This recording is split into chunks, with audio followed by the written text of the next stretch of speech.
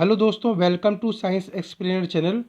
और मैं आपको दे रहा हूँ यूपी टीजीटी साइंस से संबंधित इम्पोर्टेंट क्वेश्चन।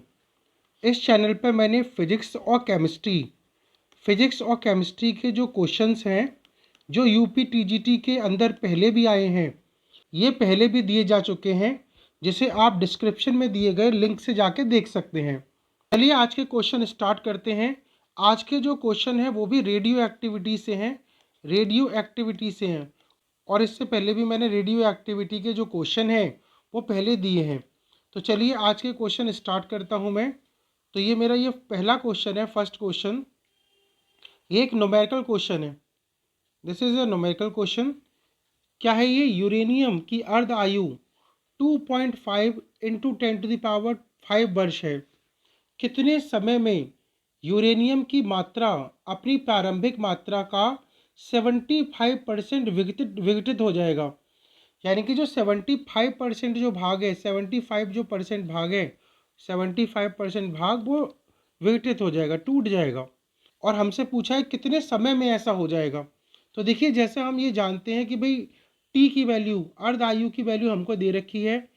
और यहाँ से हम जानते हैं कि भाई बची हुई जो मात्रा होती है इसकी, वो होती है इस फॉर्मूले से कि भाई बची हुई मात्रा होती है n इक्वल टू होती है n0 1/2। n0 1/2 इसकी पावर होती है small t upon capital T. अब यहाँ दे रखा है 75% जो भाग है वो विघटित हो जाता है। तो बचा हुआ भाग कितना होगा? ये जो बचा हुआ भाग होगा n, ये हमारा टोटल वैल्यू का 25% बचेगा। यानी कि n जो है वो n0 का कितने परसेंट भाग बचा? 25% बचा, 25%, है ना, इस तरीके से। और ये n0 1/2, स्मॉल टी की वैल्यू हमें निकालनी है और कैपिटल टी की हमें वैल्यू आवर्तकाल की दे रखी है। तो n0 से n0 कैंसिल, यहाँ हो गया 25 से डिवाइड लगा के, ये हो गया आपका 4 टाइम कैंसिल। और इसको हम 1/4 को लिख सकते हैं 1/2 1/2 की घात 2। और यहाँ अगर हम निकालें तो 1/2 small T upon capital T, small T upon capital T. तो यहाँ से अगर मैं कंपेयर करूँ तो स्मॉल टी की जो मान होगी, यानी कि स्मॉल टी का जो मान होगा वो होगा हमारा 2 times of capital T, 2 times of capital T. और कैपिटल टी की वैल्यू हमको दे रखी है 2 इंटू कैपिटल टी की वैल्यू हमारे पास कितनी है? आवर्तकाल 2.5 इंटू 10⁵ गुणा करके जो उसका मान आएगा वो होगा 5 इंटू 10⁵। यानी कि हमारा जो आंसर है वो ए ऑप्शन इसका जो होगा वो राइट ऑप्शन होगा। तो ये हमारा है कि भाई कितने दिनों के बाद में 25% बचेगा। तो हमारा ए ऑप्शन जो होगा वो राइट ऑप्शन होगा। नेक्स्ट देखिए, नेक्स्ट क्वेश्चन पे आते हैं। नेक्स्ट क्वेश्चन है हमारा क्वेश्चन नंबर 2। जनक तत्व का समस्थानिक होता है जब वह उत्सर्जित करेगा। तो यानी कि जनक तत्व का जो मतलब जिससे टूट के पार्टिकल्स बन रहे हैं, उसका समस्थानिक बनने के लिए किस कण का निकलना जरूरी है? तो देखिए, ये इसका आंसर है 1 अल्फा तथा 2 बीटा। इसको आप लर्न कर लीजिए।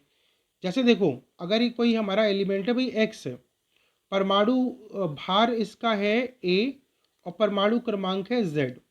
तो अगर यहाँ से एक अल्फा कण निकले, यहाँ पर एक अल्फा कण निकल जाए। अल्फा कण क्या होता है? हीलियम का एटम होता है। जब अल्फा कण निकलेगा तो परमाणु क्रमांक में तो 2 की कमी होगी, यानी कि नया तत्व मान लो यहाँ बना वाई, तो यहाँ हो गया Z-2। और परमाणु भार में 4 की कमी होगी, यानी कि हीलियम होता है ना, वो हीलियम 2He4, तो यहाँ 4 की कमी हो गई, तो यहाँ हो गया ये A-4। अब यहाँ पे देखो 2 बीटा और निकल जाए, इसमें से निकल गए हमारे क्या? 2 बीटा निकल गए, -2 बीटा निकल गया, -1 चार्ज और इसका ये इस तरीके का इसका आवेश। यहाँ से देखो बीटा कण निकलता है तो परमाणु जो क्रमांक है इसका, है ना, एटॉमिक नंबर, इसमें 2 इंक्रीज होता है, यानी कि 2 निकल रहे हैं तो यहाँ 2 का इंक्रीज है। तो यहाँ पे मान लो अगर हमारा तत्व बन गया, मान लो Q बना, तो वेट तो ऐसे ही रहेगा A-4। और यहाँ पर z-2 में अगर +2 और जोड़ूँ मैं, -2 में +2 और जोड़ूँ तो यहाँ पे -2 से +2 कैंसिल आउट, तो ये बचेगा ओनली z। तो यहाँ पर देखो ये हमारा जो तत्व बना, इसका परमाणु क्रमांक z है और इसका भी परमाणु क्रमांक z है। तो देखो ये दोनों आपस में एक दूसरे के समस्थानिक है। तो ये एक ऐसी घटना कब हुई, जब एक अल्फा कण और दो बीटा कण है ना किसी तत्व में से निकलते हैं, जो मतलब हमारा जो इसका जो मेन तत्व होता है उसका समस्थानिक बनता है इससे। तो हमारा जो सी ऑप्शन होगा वो राइट ऑप्शन होगा। नेक्स्ट देखिए, नेक्स्ट क्वेश्चन नंबर 3 पे आते हैं। क्वेश्चन नंबर 3 हमारा है, यूरेनिक तत्व वे हैं जो कि, ट्रांस यूरेनिक तत्व क्या होते हैं, यूरेनियम से भारी, यूरेनियम से हल्के, यूरेनियम से कम परमाणु संख्या वाले, या फिर यूरेनियम के समान परमाणु संख्या वाले। तो देखिए इसका आंसर है यूरेनियम से भारी जो तत्व होते हैं उसे हम लोग ट्रांस यूरेनिक तत्व कहते हैं। तो हमारा जो ए ऑप्शन है इसका राइट ऑप्शन है। नेक्स्ट देखिए क्वेश्चन नंबर 4। क्वेश्चन नंबर 4 पे आइए। ये हमारा निम्नलिखित निम्न में से किसके उत्सर्जन से एक तत्व दूसरे तत्व में नहीं बदलता। तो अगर एक तत्व दूसरे तत्व में बदलता है तो उसके परमाणु क्रमांक में और परमाणु भार में कमी होनी चाहिए या वृद्धि होनी चाहिए। तो देखो अल्फा कण निकलने से परमाणु क्रमांक में 2 की कमी, परमाणु भार में 4 की कमी होती है। बीटा कण के निकलने से एक परमाणु क्रमांक बढ़ जाता है। पॉजिट्रॉन के निकलने से निगेटिव चार्ज बढ़ते हैं इसमें। तो हमारा जो आंसर होगा वो होगा डी, यानी कि गामा। गामा जो कण होगा इसके उत्सर्जन से एक तत्व दूसरे तत्व में परिवर्तित नहीं होता। तो हमारा ये जो ऑप्शन नंबर डी होगा ये राइट ऑप्शन होगा। नेक्स्ट देखिए क्वेश्चन नंबर 5 पे आइए। क्वेश्चन नंबर हमारा 5 है, ठीक है ना। देखो ये क्वेश्चन नंबर 5 है। क्वेश्चन नंबर 5 है, यदि एक रेडियोधर्मी समस्थानिक के परमाणु संख्या ए है और संहति क्रमांक m है, एक अल्फा कण उत्सर्जन करता है, तब बनने वाले नए समस्थानिक की परमाणु संख्या और संहति क्रमांक क्या होगा। क्या निकल रहा है इसमें से, एक अल्फा कण निकल रहा है। तो देखो ये सीधी बात है कि भाई अल्फा कण जो होता है वो हीलियम का इस तरीके से एटम है, इस तरीके नाभिक है इसका। तो हीलियम जब निकलेगा तो परमाणु क्रमांक में 2 की कमी होगी, परमाणु भार में 4 की कमी होगी। तो हमारा कोई जो तत्व था वो स्टार्टिंग में क्या था, परमाणु संख्या इसकी थी ए, यानी कि ये ए था, और परमाणु संहति का मतलब होता है उसका मास, तो ये एम था। तो जब अल्फा कण निकलेगा, मान लो हमारा तत्व बना वाई, तो भार में तो 4 की कमी होगी, यानी कि m-4 होगा ये, और क्रमांक में ए की कमी होगी, 2 की कमी होगी, a-2। तो हमारा आंसर है a-2 m-4। तो a-2 और m-4 ये हमारा राइट ऑप्शन है। नेक्स्ट देखिए क्वेश्चन नंबर 6 पे आइए। क्वेश्चन नंबर 6, एक रेडियोधर्मी परमाणु एक आइसोबार उत्पन्न करता है। आइसोबार कब उत्पन्न होता है, कौन सा पार्टिकल निकल जाए कि आइसोबार उत्पन्न होता है। तो आइसोबार क्या होता है, जिसके अंदर भार जो है एक जैसे रहते हैं, है ना, एटॉमिक मास सेम सेम रहता है। तो देखो अल्फा कण के निकलने से तो मास में कमी आती है, इसका आंसर होगा एक बीटा कण के उत्सर्जन से। तो देखो बीटा कण का जब उत्सर्जन होता है, बीटा कण का उत्सर्जन होता है तो एटॉमिक जो नंबर है वो तो बढ़ता है, लेकिन भार में कोई परिवर्तन नहीं होता। तो इसलिए हमारा बी ऑप्शन राइट होगा कि एक रेडियोधर्मी परमाणु एक आइसोबार तब उत्पन्न करता है जब उसमें से क्या निकलता है, एक बीटा कण का उत्सर्जन होता है, बीटा कण का उत्सर्जन होता है। नेक्स्ट देखिए क्वेश्चन नंबर 7।